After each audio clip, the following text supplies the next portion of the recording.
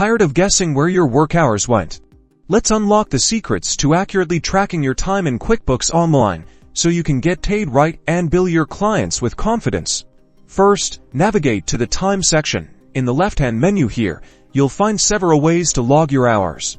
Let's start with the weekly timesheet. Click at Time and select an employee or vendor, then choose the customer or project you worked on, the specific service provided, and enter the duration of the work. You can use the weekly view for a consolidated look and easy adjustments. Alternatively, use the single time activity feature to enable this. Go to Settings, then Time, and turn on Track Time without timesheets. This allows you to record time entries as they happen. Simply choose the employee, customer, service, and duration, and save. To track time for payroll, make sure your QuickBooks Online payroll is properly set up. The time tracked will automatically sync for accurate wage calculations. You may need to adjust settings to ensure the time entries are correctly assigned to the correct employee. Finally, to bill customers for billable hours, ensure the billable box is checked when entering time. When creating an invoice for that customer, the billable hours will automatically populate, ready for your review and approval. And that's it.